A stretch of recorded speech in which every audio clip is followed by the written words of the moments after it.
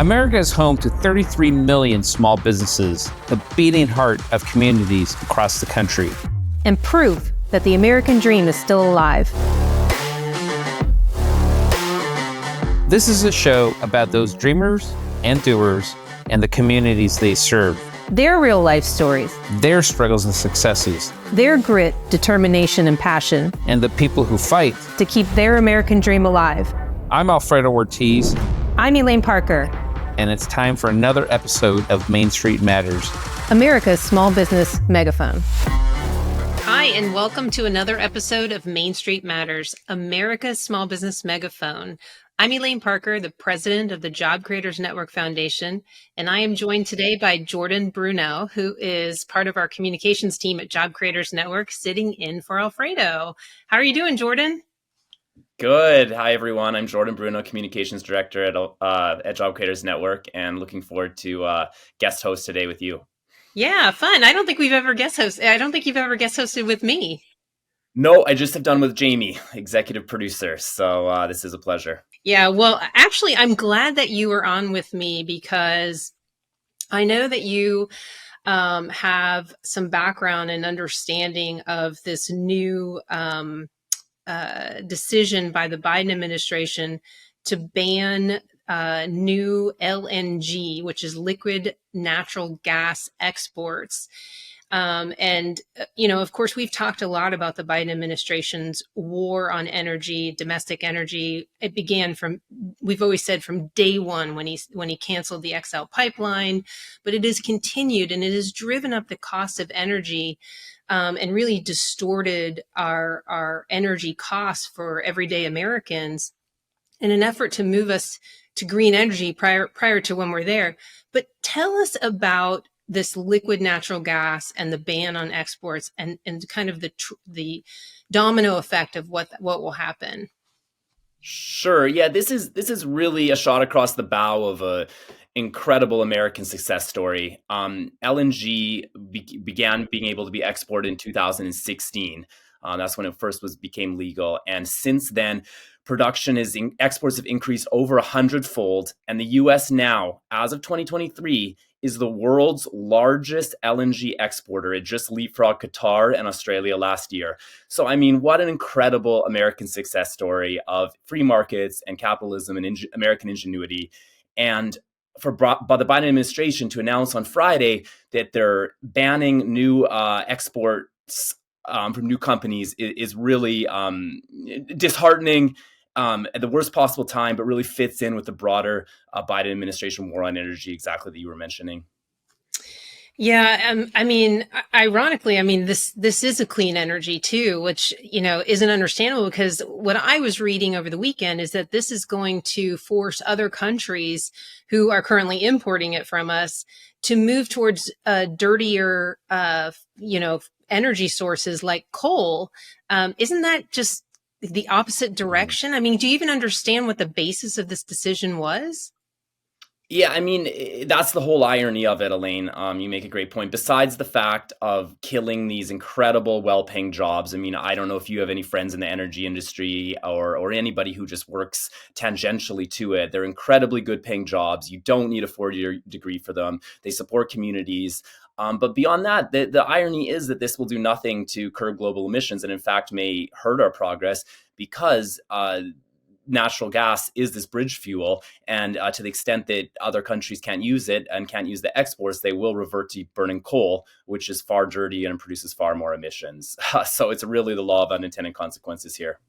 Well, I think it's important that we get this message out to everyday Americans because, first of all, people are not as steeped in this stuff as you are, obviously. They just know that when they turn on a light, they want it to turn on. When they need to turn on the heat, they want it to keep them warm. When they want to make their coffee, they want that coffee pot to run. So, I mean, it's important that people understand the drivers of the cost of energy, which is hurting, ordinary Americans, but also hurting our small businesses. And understanding the politics of this is huge, and the impacts and consequences are ultimately going to come back to Americans and hurt, poor Americans more than anybody else. Yeah, I think that's right. I mean, this one definitely takes a little more explaining because ostensibly banning exports, the Biden administration claims, oh, well, that'll leave more supply domestically and help reduce costs as on a supply and demand basis. But you have to make the explanation that, number one, the depressing of the investment of finding new natural gas basins is going to be huge, which will increase prices in the long term. But more broadly than that, this whole debate happened in 2015, 2016 when we were considering allowing liquefied natural gas exports. And the green activists at that time and the Democrats said, oh, we can't do that. It's going to make energy prices go through the roof because just that supply and demand aspect. And it has done nothing. Going 100-fold increase in liquefied natural gas to the point where we're the biggest producer in the world has done absolutely nothing to natural gas prices in the US. So it's really that argument has to be explained to the people that banning exports are probably going to increase prices rather than decrease them. Well, hopefully we can continue working on getting that message out. I definitely think that people understand when they go to the gas pump that prices are higher than they have been, under previous administrations, that they're paying more, even though inflation has stopped increasing as fast. Prices are still very elevated and much higher, and of course, hurting those at the bottom end of the income spectrum. So we need to keep pushing that message out and helping people understand the long-term consequences of some of these policy decisions, even if we don't feel them today. Yeah, that's absolutely right. And I think, look, natural gas and energy is such an interesting case because, again, this is a little technical, but there's two different inflation measures. There's a broad inflation measure that includes energy, and then there's what's called core inflation that doesn't include energy. And the reason why there's this core inflation is the idea long held in the US is that inflation, energy prices will go up and down because of the free market economy. When prices go up, we're going to have this big rush into production, which will increase supply and bring prices back down into a nice market. So that's why we want to have this separate core inflation measure that excludes that. But what's happening here with this decision by the Biden administration is it's really putting a damper on that basic free market process of higher energy prices. We're going to respond to those higher prices to try to capture those as producers by getting more supply, and that'll bring the price back down. And he is really sticking a wrench in that process by this natural export ban. Today, we're joined by Deana Bass-Williams. Dena is a partner at Bass Public Affairs, where she's been called upon by political leaders, business leaders, and national nonprofits to manage their messaging and their media. Previously, she served as the press secretary and spokesperson for Congressman Howard P. Buck McKeon, Director of Coalitions for U.S. Congresswoman Deborah Price, and Deputy Director of Coalitions to Ken Melman. Dena, welcome to Main Street Matters, America's small business megaphone. Thank you. I'm happy to join you. Hi, Dena. Thanks a lot for joining us. Maybe we could just kick off. Could you just explain a little bit about the work you're doing and the work you do at Bass Public Affairs? Sure. So Bass Public Affairs, we like to say we sell ideas and not widgets. So we are a public affairs firm. And really the reason we are such champions and fans of what you do is because we work to advance economic opportunities in underserved communities. And so that means making sure that all communities have access to all ideas. And so as it relates to the marketplace of ideas, we have launched tools like BPALivewire.com so that we can more aggressively share economic empowerment conversations in communities of color, particularly focused on African Americans, but also women and millennials. So we are unabashed free market conservatives, and we believe that that it is important for all communities to have access to all ideas. Great. How have you seen those communities being impacted by the current economic climate and the climate under this administration? Well, I think it's important to say, first of all, that all issues are women's issues, all issues are Black issues. When eggs are expensive, they affect Black people, women, children. So this economic climate, even as we are hearing from the Biden administration that everything is rosy, Biden, has been the best for the economy in generations. They can continue to say those things, but the reality is, when you go to the grocery store, when you are trying to just navigate your daily life from rent to mortgage to paying tuition for your college students, there is an impact. And Black America, moms who often are the CFOs of the household, they can feel the crunch, and there is a crunch. And so I think that is why there are many reasons, but that certainly is one reason that Biden is seeing his numbers kind of dipping among African Americans.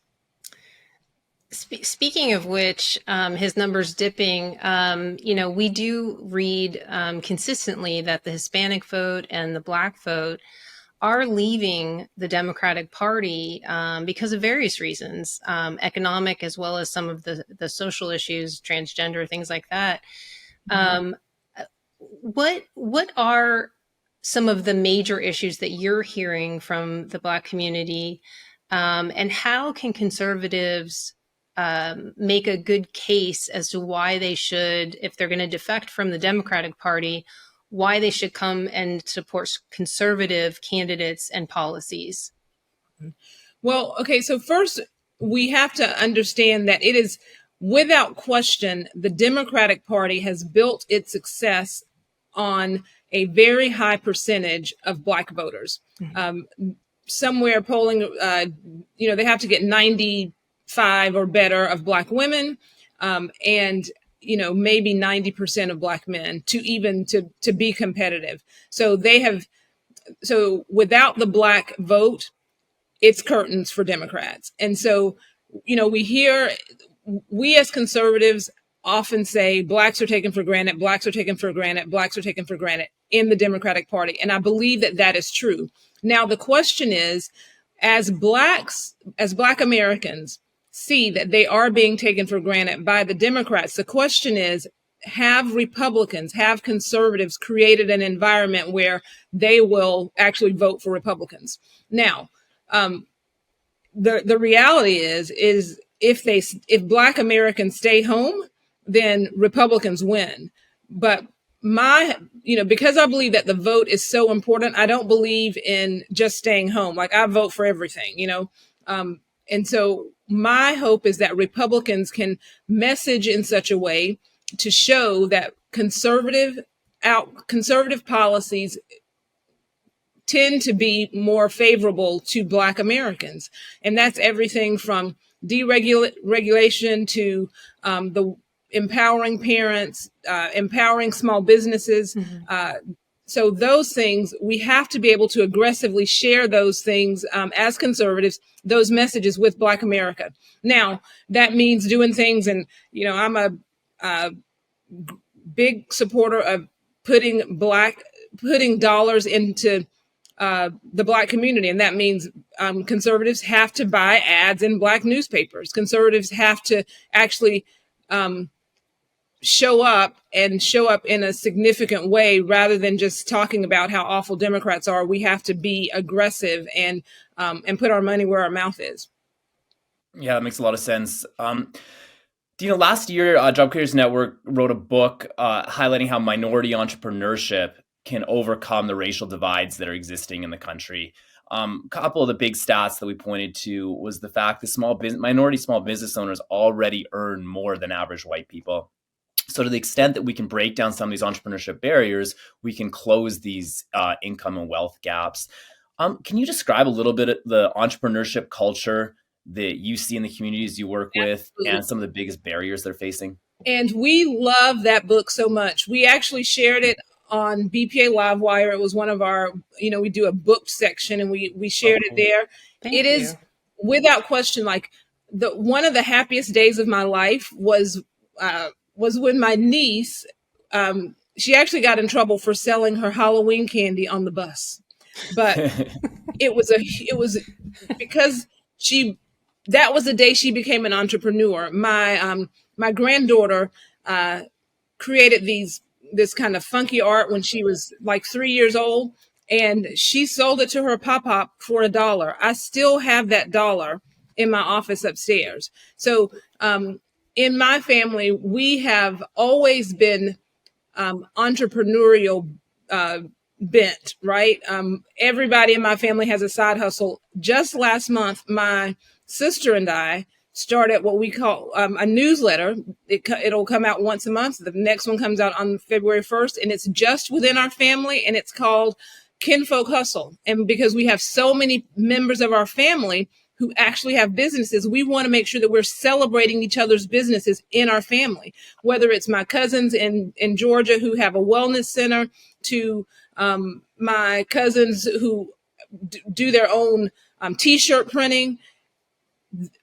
You can, like, my father was a drywall construction worker, and even as a little girl, I saw him work and work. I mean, there is no one on earth who worked harder to put food on his family's table than my dad. But I also saw that at the end of every day, my dad's boss, who was a wonderful man, God-fearing, loved his country, loved his family, the lion's share of every dollar went to the owner, right? And so I saw that very clearly as a kid. Mm-hmm. And so for us, the reason we celebrate what you do in terms of making it clear that entrepreneurship, small businesses, job creators are the engine that allow regular people to, advance economically and care for their families and their communities. That is to me, that is the American dream. And it is, more so than any other thing, ownership, being your own boss gives you power and control that you get in no other way. Like, I'm sitting at home working very hard all day, but I do it because I'm my own boss. So entrepreneurship, we celebrate that book. We celebrate that concept because we have seen it change lives in our own family, so that's so cool to have that personal experience. But I just want to say this really quickly. One thing, we were at an event, and I think that maybe job creators, maybe you were a part of it, but we were at an event in Atlanta with Black farmers. And there was an older Black farmer. He was probably, 65, 70. And he told an amazing story about how during the civil rights movement, when Black Americans were being put in jail for things that were, quite frankly, ridiculous, and there was blatant racism, the people who were able to put up the bonds for those Black people to get out of jail were Black farmers and Black business owners. So I think that it's important, social justice, advocating for your rights. I think all of those things are important. But when I have my own money, my own resources, when I control that level of my economy, then, crazy nutter racists can't control me. So true freedom. True freedom. Absolutely. Economic freedom. Great. If I could just follow up on that a little bit, Elaine, if you don't mind, just one quick follow up. What do you see when you talk to the budding entrepreneurs as the biggest barriers they're facing, preventing them from getting their idea off the ground to fruition, like we're talking about? Well, I do think that there is an issue of that, related to capital and being able to get loans and all the kind of thing. But I think that there's more that has more to do with issues that are not born of racism than actual racism. But the entrepreneurs that we work with, and we do work with lots of young people in actual programs, but also in just kind of mentoring. And there are, I haven't been presented with people who have huge difficulties in going from idea to market. Now, Okay. this is the thing that I do want to encourage more minority and women entrepreneurs to understand. The types of businesses that we are pursuing often are not the types of businesses that may be able to scale in large areas, right? So service industry, like I'm a communicator, public affairs. I want young Black entrepreneurs to pursue areas that do yield to more the ability to scale in greater ways than some of the things that we do pursue. And I say the same thing for women. Makes a lot of sense. I want to switch gears a little bit and talk a little more in-depth policy, if you will. Senator Tim Scott supports what he calls opportunity zones, which were included in the Tax Cuts and Jobs Act. And there's been measurable success in these opportunity zones in distressed areas around the country. For instance, there was a study at the end of 2020, there had already been $48 billion invested into 4,000 opportunity zones nationwide. Why doesn't this message get to the Black community, Black and brown communities for that matter? Because it's generally what we see is it is minority entrepreneurs investing in minority neighborhoods and employing minority, employees and bringing prosperity into that community. But it doesn't seem like that message is breaking through in spite of having such a great spokesperson like Senator Scott for it. Mm-hmm. And now, do you mean why is it that minorities did not understand or take advantage of opportunity zones when that bracket of time existed? Or why is it that minority and African Americans don't recognize what is happening now in opportunity zones? Because I think a large part of that is in terms of what's happening now in opportunity zones, like the success of that. I don't even think conservatives are sharing the results of the investment that has gone into the over 8,000 communities that were designated opportunity zones. I don't think we as conservatives, like that's old news, we're not talking about it anymore. But when we look at the development in places, Mississippi, Georgia, these are places, the southeastern part of the U.S., which is, I'm from Georgia.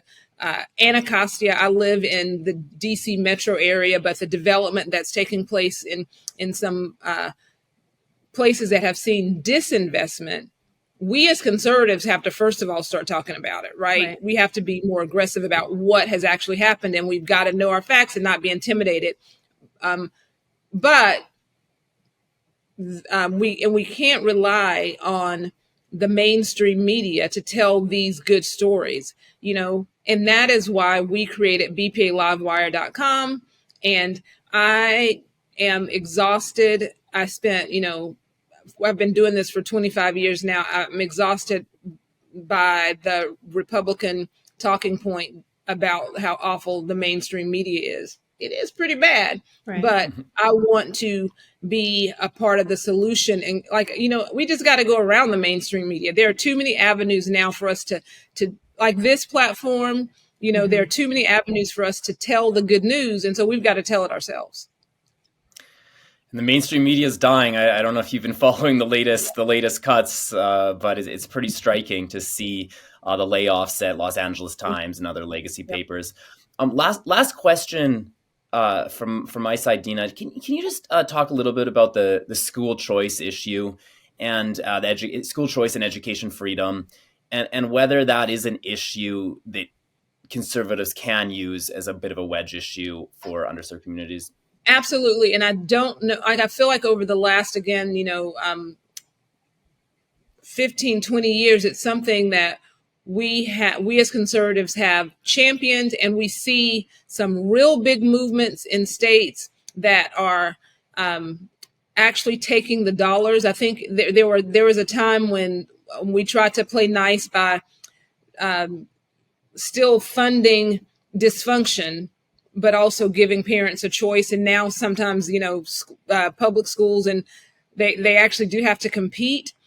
For me and for my family, I think for most families, and I say this for most American families, I'm not just talking Black families, understand that education is the great equalizer. It is the thing that lifts most people out of poverty. And so giving parents, both white and Black, who cannot often afford the private charter school kind of education, giving them the opportunity to actually use their dollars to give their kids a better chance. I think that there is nothing you can do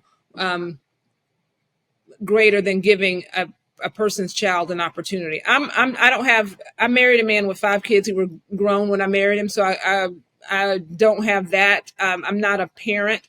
I call myself a professional aunt, no kids, but I do firmly believe that that empowering parents with dollars to give their children these opportunities is a reward that is hugely important. And conservatives, again, we have to be better about going and sharing these stories and sharing what we are actually doing, and just not being afraid. Again, I'm exhausted. I'm so done, tired of conservatives talking about, oh, look at how great we are. Why don't Black people like us? Why aren't Black people voting for us? And I'm just like, dude, have you told a Black person? Have you gone into the Black community? And this makes conservatives very uncomfortable. Well, I'm not going to go to the Black community on the Sunday before the Tuesday before the election, right? We need to be there now, today, always, consistently. Democrats are going to be like, I'm sorry, but Joe Biden going down to South Carolina with his, the one note that they are always singing about how racist Republicans are. That's the only thing they have. And if that's the only, but if the only thing that Republicans have is why don't Black people vote for us, then we're in as much trouble as they are. So we have to be in the community. And I'm excited to see, we have some great friends and mentors like Dr. Alveda King and Bruce Lavelle, Dr. Ben Carson, who are, they're showing up. They live and breathe what they're talking about, and that conservatives have to be in the Black community, period. And we can't just rely. I know I'm talking so much, but we can't just rely on Black conservative surrogates. We have to rely on, all of us have to be sharing this all the time. So makes a lot of sense. Thank you. Dena, is it a trust issue? I mean, is there a lack of trust, or is that conservatives just aren't showing up? I don't know that it's a lack of trust, but I think it certainly is. I think that conservatives are doing a better job of showing up. Again, I've been doing this for 25 years professionally. I worked on my first campaign, my sister and I did, when we were 11 and 12, and we elected the first Black woman to the city council in our hometown, Columbus, Georgia. She happened to be a Republican. Now, so we've been doing this for a long time. And so we've been hearing the same things over and over again.